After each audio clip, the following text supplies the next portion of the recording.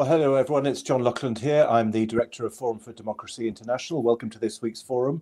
Delighted to see Jeremy Nell joining us from South Africa as my co-host. And we're very honoured and pleased this week to have as our guest Charles Malet, who joins us from the United Kingdom. Charles Malet is a journalist and a columnist for the UK column. And he's agreed to be our guest this week to talk about the Church of England. Everyone in the world, I think, followed the election of Pope Leo XIV recently, and I'm sure many people were impressed by the speed with which the new papal election took place. Francis, his predecessor, died on Easter Monday, and the new pope was installed within a couple of weeks. And yet in the Church of England, not that there are many comparisons between the Church of England and the Catholic Church, but the Church of England as head, the Archbishop of Canterbury, who, unlike the Pope, is not elected, has not been replaced. He resigned last year and there's still no replacement. Charles, perhaps you can explain to us why it is that it takes so long to find a new head for the Church of England.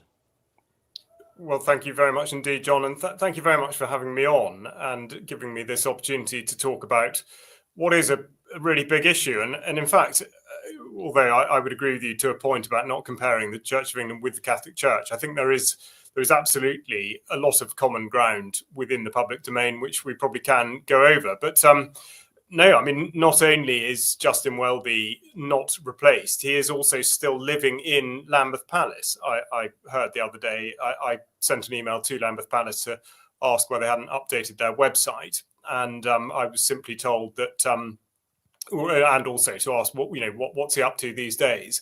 And I simply got the rather glib reply of Justin has retired. But that was it, not retired to the point where he actually has to move out of Lambeth Palace, it seems. But why exactly it does take so long is not a question I have a ready answer for. And I'm afraid it's the situation across the piece, the interregnum, even at the lowest level, the parish church level, is seemingly interminable and causes, to an extent, confusion and an element of instability for churchgoers. And I think it can be a good thing to a certain extent. I think, again, for a sort of congregational level, to have that degree of separation between somebody that you may have become used to, rather than there appearing to be a stark change by the introduction of a new incumbent, to have that period of time where you're dealing with, by and large, either lay readers or retired members of the clergy, I think can be a good thing. Whether or not that does actually inform the decision-making process, I wouldn't know. And I think it is a feature of the age that this has taken longer and longer and longer.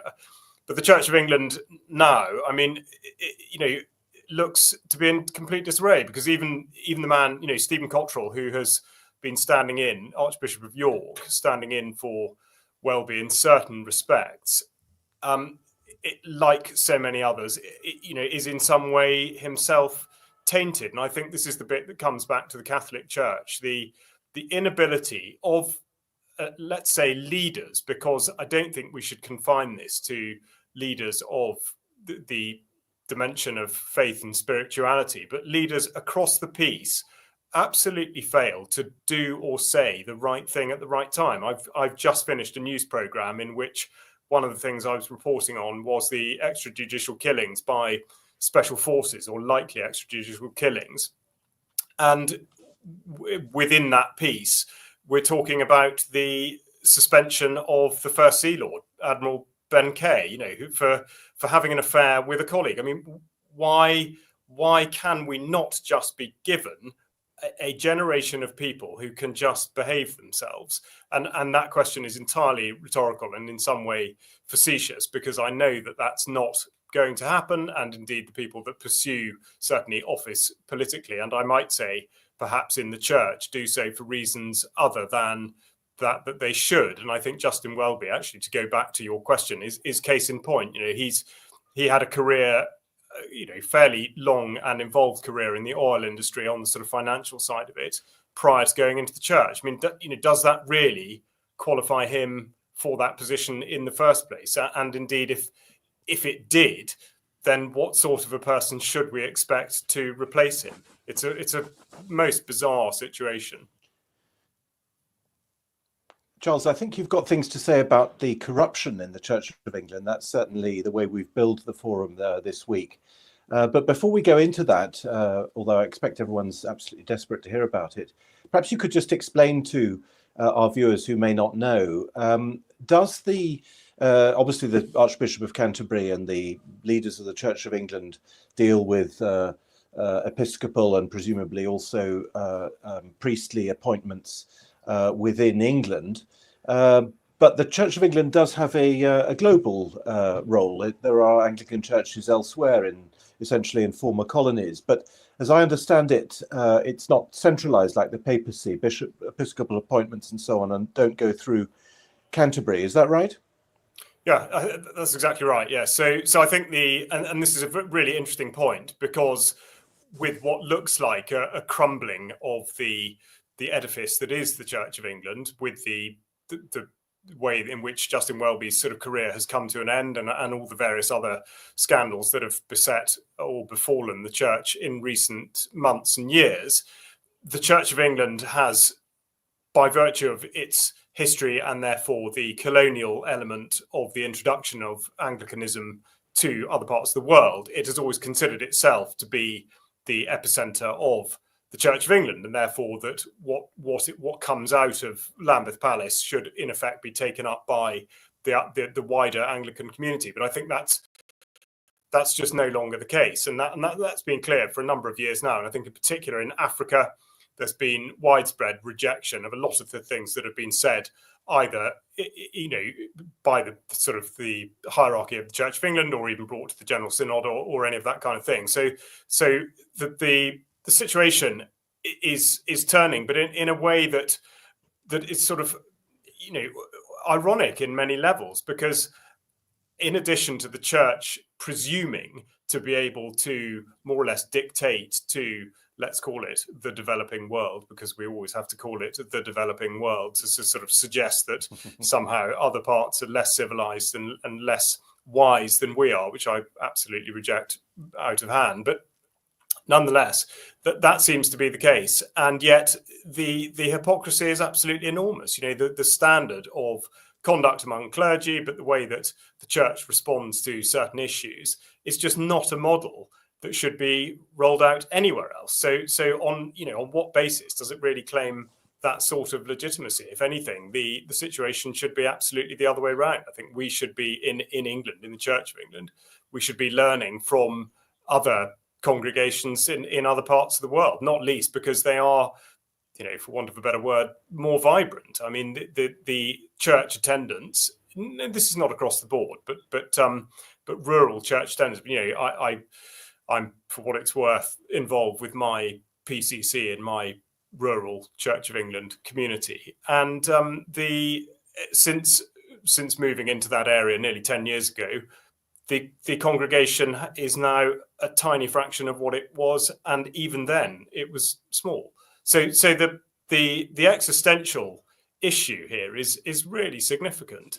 And again, it's just one of the things that's ignored, because the Church of England just assumes this sort of place in well, I suppose people's consciousness, but in the fabric of society, that it thinks can sort of go unchallenged. And I think that's wrong. But Charles, is it an existential problem? I mean, any large institution has historically been fraught with corruption issues. I mean, is it new? No, I mean that's a very good point. I think on the corruption side, perhaps there's little to no change. I think the way in which things have been dealt with, what has been able to come out into the public domain, has perhaps changed. But I think that let's say corruption. I mean, we probably most usually associate corruption with corporations, with businesses, or with governments. And they are able to keep functioning because their currency is largely financial, whereas to a great extent, the church's currency is people. It is congregation, and we'll get into the funds side of it. But the point with the church is that if there aren't enough people turning up, they can't keep church buildings open. That's a statement that does need some qualification, which I can go into later on if required. But the loss of churches across the UK has been really significant and really dramatic, and that means that your ability to influence in a way that you would like to be able to diminishes enormously. So related to corruption, but I think in a sort of different sense. So what is that corruption? Let's hear it. Yeah, exactly. Let's hear it then on the corruption. Well, I think there are many levels of it, and I think the thing that encompasses all of it, I would say, is that the church leadership should be such that it is considered to be moral and spiritual, and it should be prepared to go where others dare not. And I mean that in every respect, in what they say and in what they do, and in what they, how they preach and how they relate to those that are part of the wider Anglican communion. And I think what led me into this, I mean, you've introduced me kindly as somebody who's presenting and writing for UK Column, which is the case, and I've been doing that for just over 3 years now. And quite early on during that period, the issue of what became known as the banning of silent prayer became an issue. And this was concerning what are called public spaces protection orders. And that was something that a local authority, bless you, how apt, a local authority may impose such an order on a particular area in order to either mandate an activity or prohibit an activity. And this came along at a time where it was deemed the right thing that abortion centres should be what's called protected, and there was only a one-way view on this, which was that the right of a woman to have an abortion absolutely trumped everything else. So this meant that there were a series of quite high-profile arrests made of people who were standing outside abortion centres, indeed not right outside the door, but on the other side of the road, and praying silently. So, in other words, it might have been somebody who's just waiting there to meet a friend. It might have been somebody looking at a starling in a tree. It might have been somebody doing absolutely anything. But the point is that it was deemed to be a form of protest against abortion, and therefore it contravened the Public Spaces Protection Order.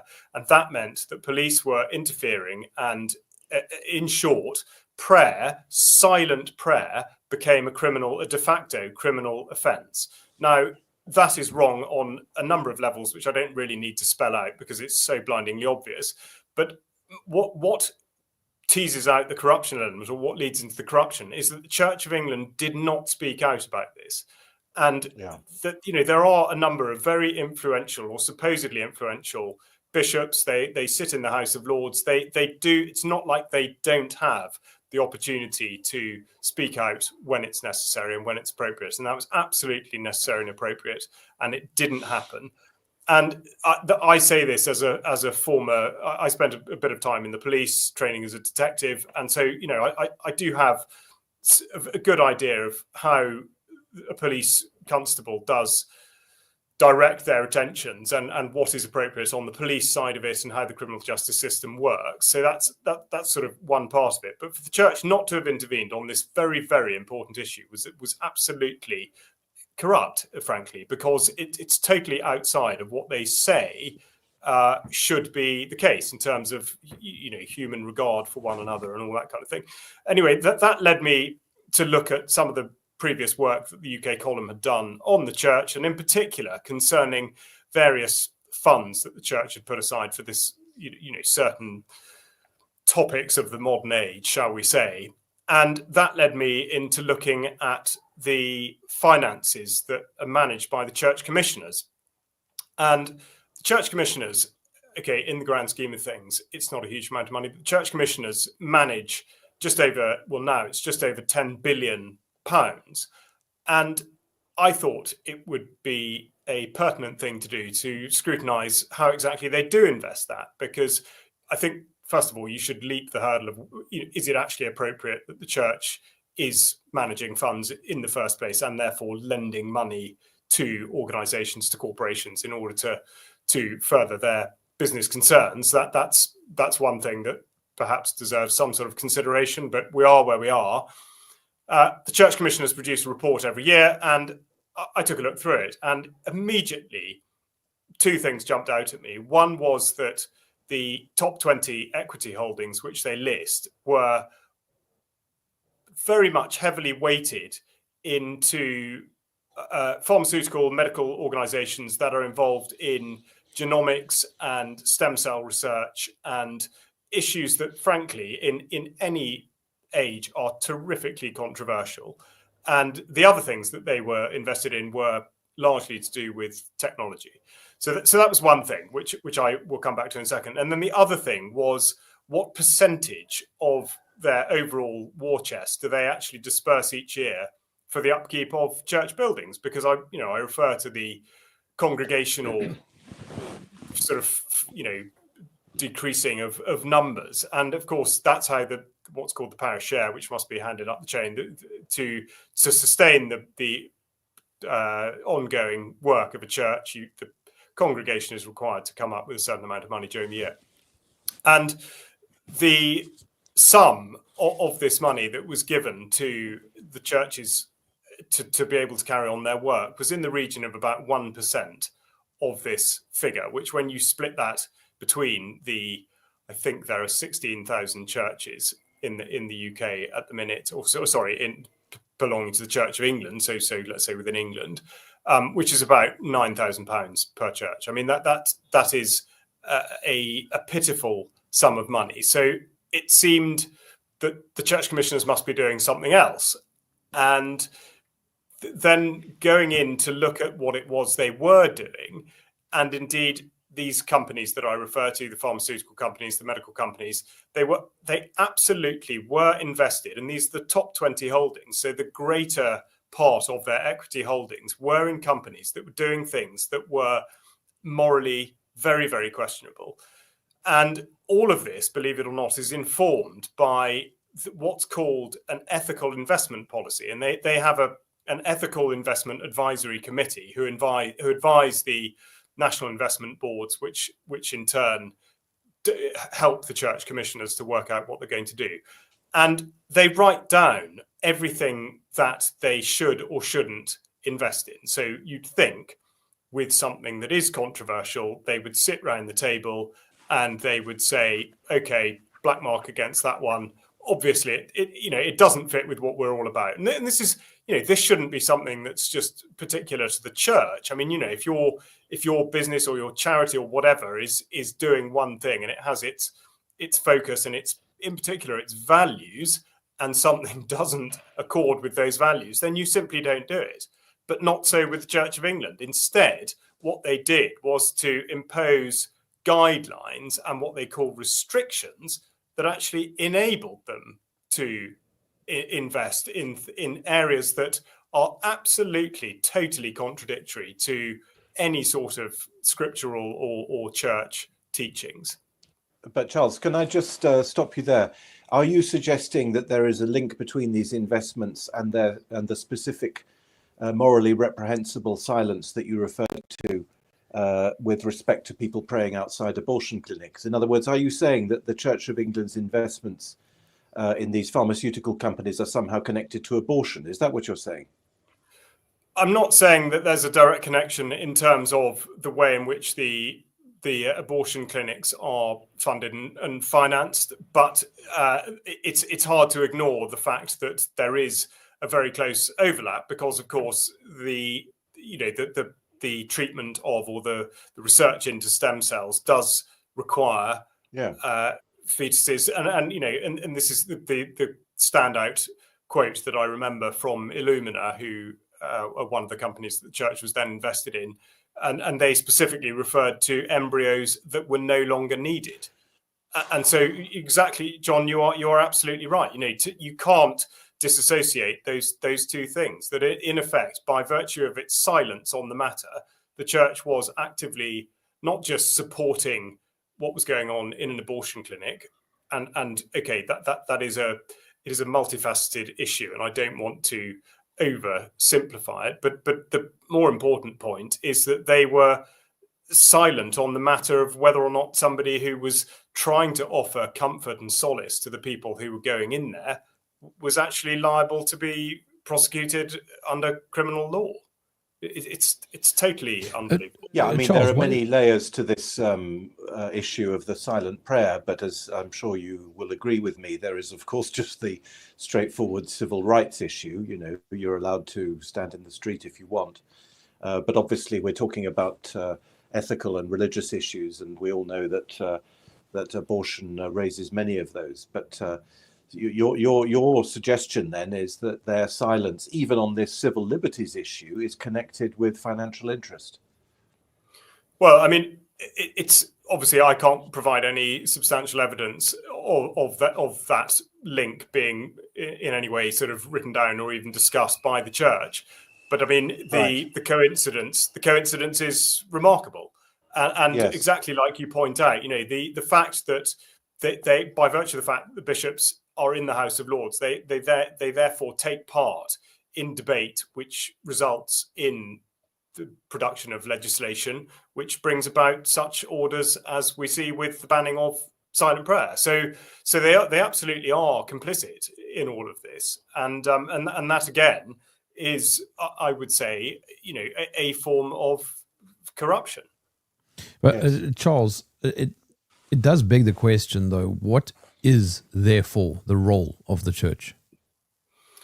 Well, yes, I mean that is absolutely a very good question, and I think it would depend.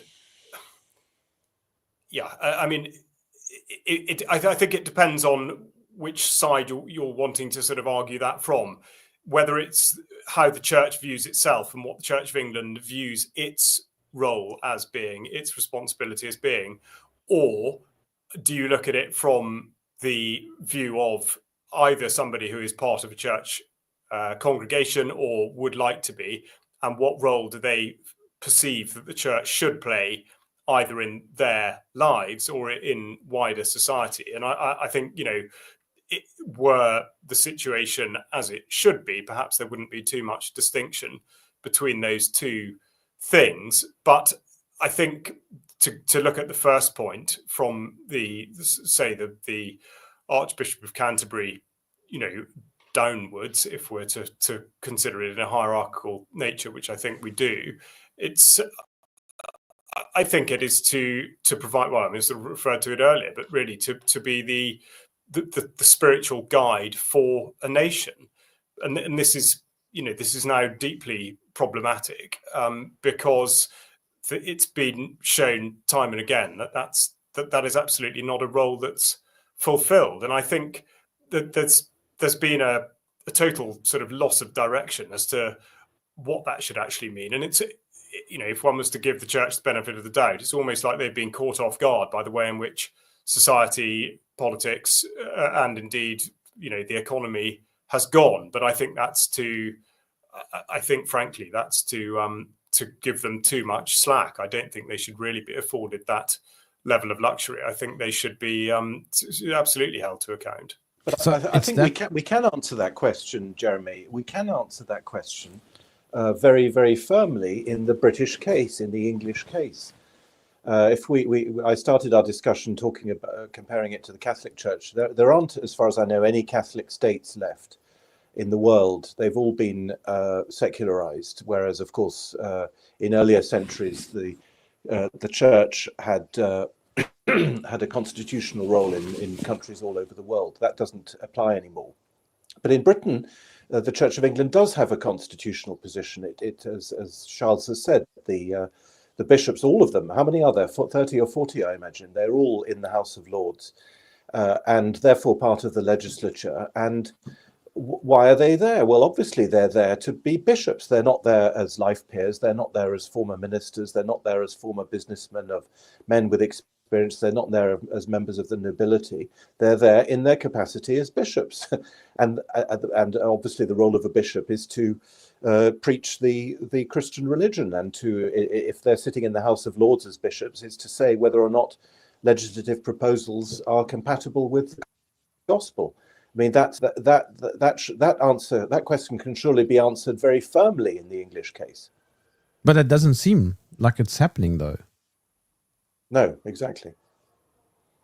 No, I mean, I don't think it is. And but then but then again, if we look, let's look at the way that the whole of the legislature works, or at least doesn't work in the United Kingdom now. I mean, the way in which the House of Lords in particular has changed over the last sort of 20 to 25 years has, I think, created a very, very different climate within which people have almost exclusively have vested interests, and there's no there's no perfect solution, it doesn't appear, to how one does fill an upper chamber, or at least a different chamber, one that's supposed to provide checks and balances. But frankly, what is the difference? To look at the sorts of things now that the Church of England is supporting, they may as well be a former businessman who had good relations with politicians and has been stuffed in as a sort of favor appointment. I mean, there's not really any distinction, and there absolutely should be. And I think that divergence is something that should be more and more and more stark, and it's not, because they are going with the tide. But I mean, you've pointed out some of the quote unquote investments, like stem cell research, pornography, weapons. These are not mildly or somewhat controversial. These are exceptionally on the wrong side of the scale. I mean, how do they even get to that decision? One does wonder. I mean, I think a sort of arm's length is probably the phrase they'd use. So note the layers, because, like I say, it's the church commissioners are responsible, but the Ethical Investment Advisory Committee is, I'm not exactly sure who sits on it now, but they are not members of the clergy. So in effect, their defence can always be, well, I mean, we didn't write it. We asked people who know about finance to write a list of guidelines that they thought would fit with our values. But I mean, that's a very tenuous defence to make, because surely the first time you read through it, you just think, no, there should be an absolute exclusion on that. And to go back to Justin Welby, I mean, he used to work in, I mean, you could not make it up. He used to work in the oil industry. The Church of England then says that they want to pursue net zero, and that therefore they're not going to allow church buildings to use what they call fossil fuels. And they say that they exclude fossil fuel extraction and whatnot from their investments, unless the threshold is beneath a certain percentage. So if an organization is doing exactly what the church says that it doesn't want anyone in the world to do, but it's doing it, and it's that activity as a business activity forms only, say, 10% of its commercial activities, then the church can absolutely invest in it. It's the degree of hypocrisy, and yes, I mean, these things are so wrong. But then what's the other thing? And this is where we perhaps sort of relate closely to the Catholic Church, is the issue of child abuse, which again has been absolutely there for years and years and years, and never ever gets dealt with. And it's sort of spoken about in oblique, well, we should have done something, but we just couldn't, and well, what do we do, sort of terms. So to how, when people are performing like that, how really should we interpret the church as having any sort of place in our life? I mean, it's a very difficult one. Do you think, Charles, that there is, or there has been, some sort of infiltration into the Church of England? I ask this because it does appear, and John, please correct me if I got this wrong, but there does appear to have been some sort of infiltration into the Vatican, for example. One could argue that there has been a deliberate attempt to damage it from within. Can the same be said about the Church of England? Well, I don't think it would be anything that's exclusive to the Church of England. I think this infiltration, as you suggest, is everywhere. And I think what's notable, and actually if we go back to the appointment of Justin Welby, and one does see this across the piece, I think what's very interesting, and again, if I draw my own experience, as I was also previously in the army for a sort of longer period of time, and it's very interesting now to see armed forces, the heads of which, not always, but often, and increasingly so in recent years, are those people that will make the sorts of changes that everybody frankly cannot believe. So let's say the pushes for diversity and gender equality and the celebration of frankly things that armed forces really shouldn't be considering celebrating or even dealing with. So it's really it's infiltration. I do agree with you. I think ideology permeates and infiltrates absolutely everywhere because of the sort of echo chambers and the bubbles within which people tend to operate in these organizations. But I think the way it manifests is actually in terms of selection. So I mean, John, actually I'd be very interested on your take on it, but let's say the selection of the previous pope was going to bring about a certain result. And I would say that that's the same thing in the Church of England. So people are selected not necessarily on merit in the conventional sense, but rather more on knowing that they will be the sorts of people that will take certain policy initiatives forward, much as we see in politics. Perhaps we could go back to the corruption. I'd love to give an answer to your question about Pope Francis, who I think was absolutely terrible. And in these last few weeks, since, or in fact, actually, what is it now? Hardly a week since the election of the new Pope, one has, as it were, relived how terrible Francis was, because Leo the 14th seems to be a lot less bad, if not even in some respects rather good. But I'm not really competent to answer the question. I mean, Jeremy, you kindly suggested I might know about infiltration. There is, of course, a bishop, Monsignor Vigano, who talks about this quite a lot and gets quite a lot of publicity on online and so on. But I'm not really in a position to say whether it's the case or not, although of course all the signs are there. Whether it's manipulated or whether it's a result of ideological drift, I don't know. But Charles, maybe we could get back to the corruption, because a few moments ago Jeremy mentioned pornography. You started to talk about stem cell research and other bioethical things. Perhaps we could hear a bit more about the dubious aspects. And then a technical question. The Church Commissioners, is it a charity? What is it exactly, legally speaking? That is a very good question. I'm not sure what I forget what status it does have, whether it is a charity or not. It was created by an Act of Parliament, the Church Commissioners Measure of 1947, but exactly what status it does have, I would have to look up. I wouldn't want to get it wrong. I mean, I would say... Well, I think if it was created by an Act of Parliament, then it probably isn't a charity, because it's probably it got its own status. It's just like its own entity, I imagine. Anyway, go on. Yeah, but to go to pornography, I mean, I think well, it's one of many issues, but I think the position on pornography really is quite extraordinary. And we've been talking about child abuse. I mean, the church, if you were to listen to what people in the church say, you would think that they would actually be doing something about this, that this really would be meaningful. And the rise of safeguarding, or at least of the talk of safeguarding, and the way in which relationships, particularly between the church and young people, are managed.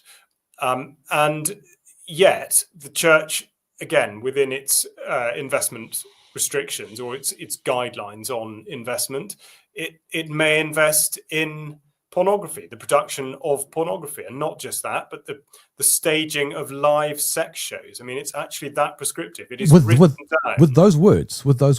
Absolutely, with those words. I don't have them in front of me now, but the production of pornography and the staging of live sex shows, that those businesses may be invested in by the Church of England, as long as the revenue generated from those activities do not go over a certain threshold of that particular organization. But I mean, you just how exactly how, and it is as though this whole thing has been reverse engineered, because of course you look at any conglomerate now, and it would be perfectly normal for an enormous corporation that conducts many different activities to have, say, within its media division, it might well have a pornographic element. And I mean, so let's say, for the sake of argument, it might even be possible to have one organization that produced arms for, armed conflict to be pursued relentlessly, for them also to be involved in stem cell research and to have a little sideline in pornography. And if those were all under the relevant thresholds, the church would still be able to invest in them. But sorry, Charles, but I wanted to ask you this a few days ago. Could an argument be made for weapons? It sounds ridiculous, but if you think back, through the history of the church and its role in being part of the state, I know it feels like I'm stretching, but can you not make an argument for at least that? Well, I mean, I think we're kind of in the realms of Old Testament and New Testament, but that "shalt not kill," I think, is quite a strong one. I mean, and then so what? Well, you're into like I mean the Crusades, for example. I'm saying the Crusades. So like a defensive. Again, I'm talking about history though, so maybe it doesn't apply today. Yeah. Okay, no. Well, so that's something we can absolutely draw out, and yes, okay, so. Today, and indeed have we ever not been conducting similar activities to those which were undertaken during the Crusades? Probably not. I think in talking about the church and their responsibility as part of the state, or at least the architecture of the state, how does one justify anything beyond what might be called defense of the realm? To go on sort of expeditionary slaughtering exercises, and to say as a churchman that's okay, and not only is it okay, but we're actually going to use quite a lot of our money to make sure that it continues to happen by financing the weapons manufacturers. I can't see how that's supportable on any level whatsoever. It is absolutely hypocrisy beyond hypocrisy, not least because very recently it's actually come up with the assisted dying bill and the various bills that have been pushed into Parliament and have been found wanting, although they still continue because there's such desperation for this to go ahead. But the church put out a statement on it, and they quite correctly, I would say, have made a position which they called affirming life, and they spoke about people not having the right to take others' lives, and certainly there being no circumstance in which people should be deliberately able to or deliberately intending to end the life of another. Well, I mean, tell me, why do defense manufacturers make weapons if it's not for the purpose of deliberately or intentionally ending the life of another? That is what they're for. Okay, we could get into the semantics of whether it's a 7.62 round or a 5.56 and whether you're actually trying to kill or injure. But I mean, it's that is not forming part of their ethical advice on investments. So again,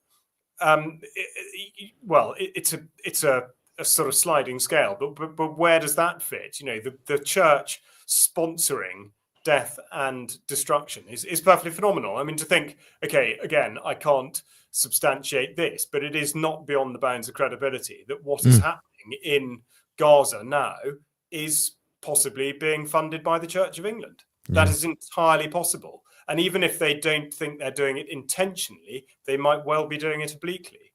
And the term investment implies that they are wanting some sort of return. Yeah, I mean, two things. It implies they want a return, but it also implies that they want to be able to have some sort of engagement at, let's say, board level with these organisations. I mean, okay, I know that the way that finance has changed over the last few decades means that institutional investors have become much more a part of the sort of corporate structure rather than individuals. But I mean, the church is actually trying to make a claim insofar as the questionable activities of businesses are concerned. It's trying to make a claim that in holding shares, it therefore has a voice, and that they can try to influence towards a positive outcome the behavior of these companies. I mean, again, that is something, I mean, it beggars belief, but that is something that they've written down. And this is, funnily enough, this is not to do with the things we have been talking about. They don't claim to be able to influence, what Lockheed Martin are going to do next week. But they do say this with big tech, because, of course, that's the other, people don't yet see the harms. But I mean, we've just been talking about pornography. For people to consider that the rise of tech and AI and this, that, and the other is not a monumental danger. I mean, I've just come off a news program where Mike Robinson has been talking about Ofcom conducting a survey, which they do every year, about the use of tech in the population between the ages of 3 and 17. And amazingly, this year's report says that between the ages of 3 and 5, 19% of children in that age group have a presence on social media in some way or other. Between the ages of 3 and 5. I mean, that is absolutely outrageous. And yet the church is also sponsoring that, because they are now heavily invested in the production of semiconductors, which of course inform artificial intelligence, which are now going to run all these sorts of devices that people are supposed to interact with from the day they are born. So if they're making money, Charles, from their various investments, and only spending, as you say, 9,000 on each church in the country, where does the money go? That's a very good question, John, and it goes back into where does the rest of it go? Yeah, it goes back into the Church Commissioners Fund. So again, this is another thing in terms of getting it wrong every which way. People will be able to recall instances that relate to anything that was part of their lives. But the Church of England, in particular, in the UK, failed absolutely spectacularly in February-March 2020, when they began to close churches before being directed to do so by government. And I would question whether they should have closed them, notwithstanding whatever they were told by government. Those churches should have stayed open. Those church leaders should have spoken out against what was absolutely flagrant and unfounded tyranny. But not only did they not resist that, they remained silent. They, in effect, sponsored the whole thing. And significantly, during the year 2020, their net worth, the fund that the Church Commissioners sit on, went up by more than 10%. It jumped by £1 billion in the year 2020. So at the moment, it seems that money, the return that they get back off it, they simply keep. I mean, obviously, accepting the small disbursement to churches, for I forget what the phrase is, but for the prosecution of sort of ministry via parish churches. And where does the rest of the money go then?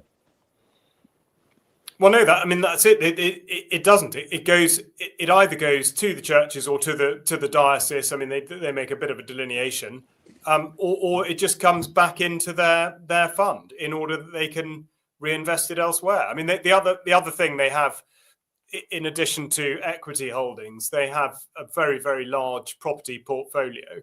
It's slightly harder to tell exactly how the nature of that is changing, because they list by, I I suppose by value, they list their top 20 holdings, but to get a sense of where they're investing in property is somewhat harder.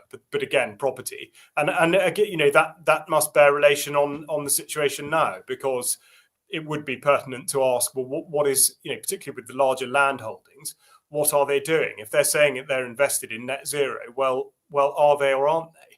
And this, again, is such a hot topic now in the UK, where we have, by population density, a more and more limited land mass, and we absolutely are in a very precarious position with regard to food security. So is the church doing anything about that or not? Are they saying they're pursuing net zero? So in actual fact, they're supporting renewable technology, probably because we know they're invested in renewable energy companies. But it's just, I still can't wrap my head around these investment vectors. Like, for example, it's like sitting down and thinking, well, what are the most taboo, the most controversial investments that we can make? And let's go for those. Like, never mind beef, or I don't know, coffee cups, or some basic electronics, or whatever, wheat farming or something, agricultural. That these are good things. No. Let's go for weapons, stem cell research, and pornography. It's mind blowing. I can't think of any other reason than money. That's it. That is absolutely it. And again, for any other investment body, you might think, well, fair enough. I mean, if that's what they've been tasked to do, and their job is to simply return a decent yield, well, fine. But this is the whole point. We're not just talking about anyone. We are talking about the Church of England, and this is entirely discordant with absolutely everything else they say, and even, of course, within the investment policy itself. I mean, it's totally and utterly contradictory. So yeah, I mean, it is exactly like you say. It is as though it has been willfully designed to cause sort of confusion and discombobulation. And I think another thing that is sort of worth saying, worth pointing out, is that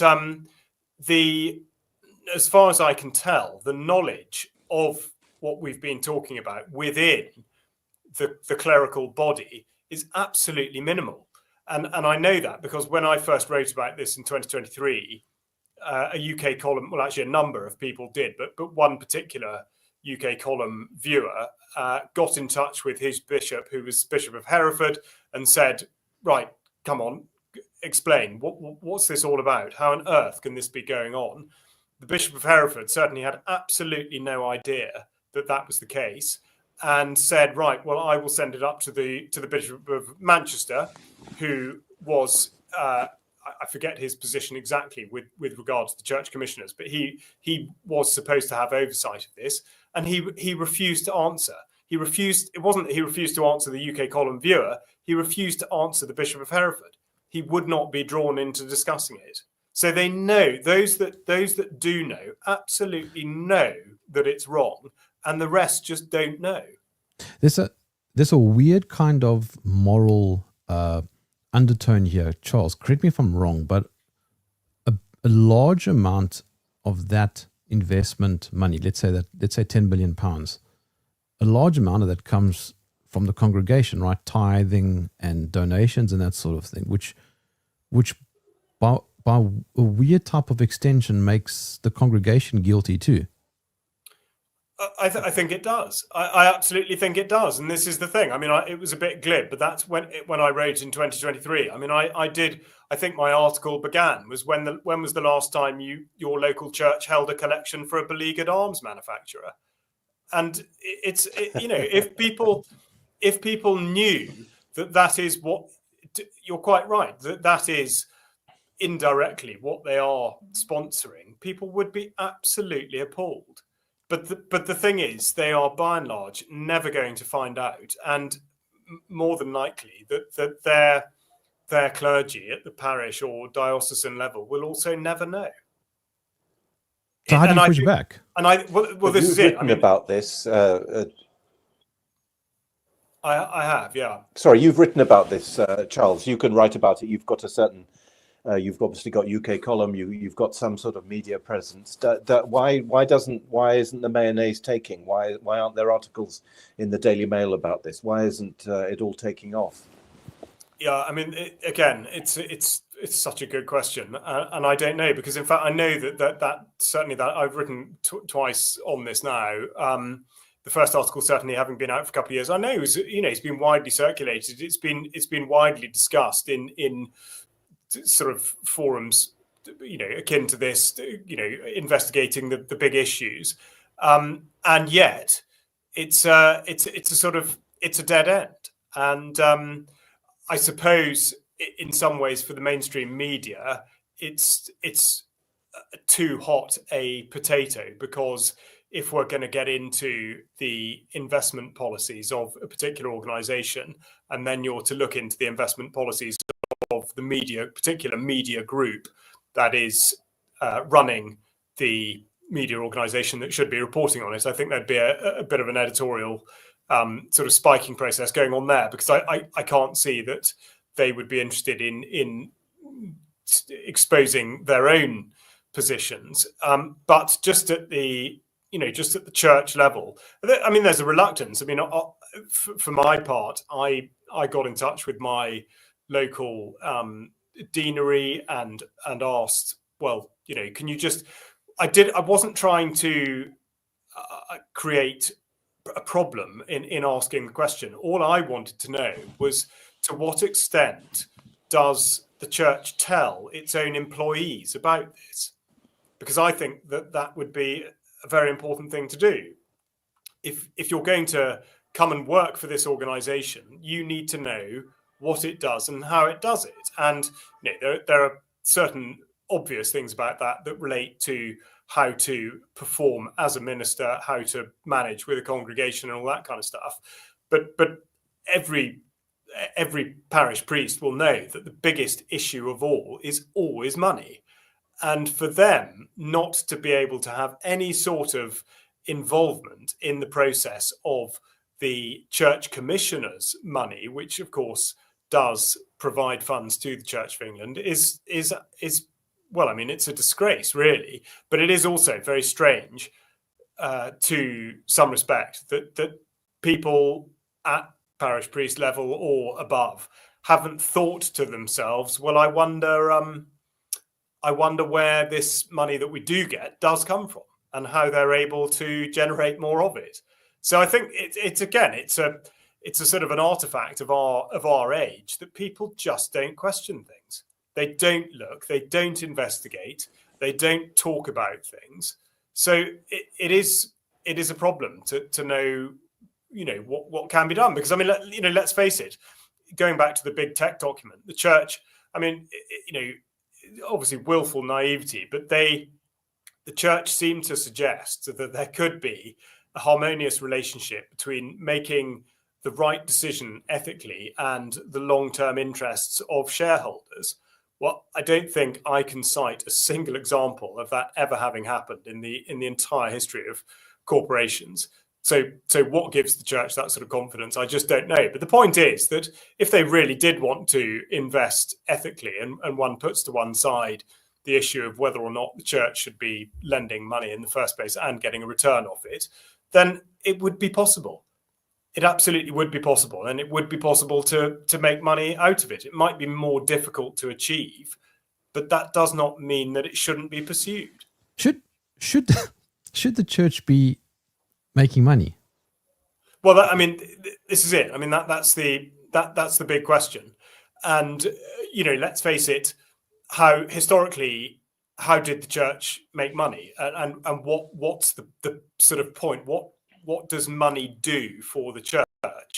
Money, in many respects, allows people to do something that may be bad, but pay for it and get the church to say it's okay. So it is.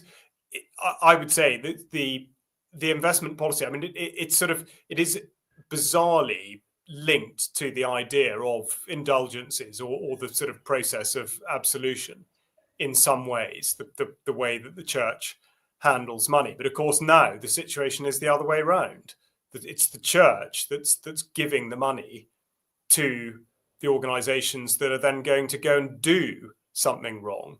So it's a very, very bizarre relationship, unless you just take it a step further and think, well, the dividend that they get paid back is in effect doing exactly what it was doing all those years ago, when people would make a financial contribution in order to clear their conscience, to ease their passage into heaven. I mean, I don't know, but it's a funny relationship to think that there is still that thread there somehow. Yeah, I mean, I think the church has always obviously had to deal with money, and I think the answer to Jerm's question is, if the church has endowments, it obviously needs to make them grow and look after them and so on. But the point that you're making, Charles, is that this money is not going back into the actual functioning of the church. I mean, in the days when we all paid a tithe, that presumably went more or less directly into the functioning of the church. I don't know, paying the clergy and keeping up the churches and all the rest of it. But your point is that they are simply growing the fund without, repairing the roof or buying a new altar. Yeah, absolutely, and I think to sort of add to the level of farce, I think what you have is majority, certainly in the rural environment, majority of churches have absolutely have an issue with the fabric of the building, but those costs stretch into tens of thousands of pounds, and so often it's not possible to be able to deal with them, and so at the same time as sort of being forced to ignore them because they're not being given enough money back from the church commissioners, they're forced to try and raise the money from the local congregations, but it's not going to be enough. So instead, they get diverted into smaller projects, which will be, supporting some initiative pertaining to diversity or to sort of net zero, and changing the boiler that functions perfectly well into a air source heat pump. So I mean, it's complete madness. I wonder, as we come in for the last lap, I wonder if somebody in the church could make the argument, well, we invest in pornography because it makes people happy. It's a bit of a dark joke. I apologize. I think the last word on we've got to wrap up, so I'm going to say it's the last word, but I'm sorry to cut you short, and thank you, Charles, very much. But I think the last word for eternity on the church and money was said by a Northern Irish Catholic priest I used to know in Bristol, who in one of his sermons said, "The good news is I've got the money for the new altar. The bad news is it's in your pockets."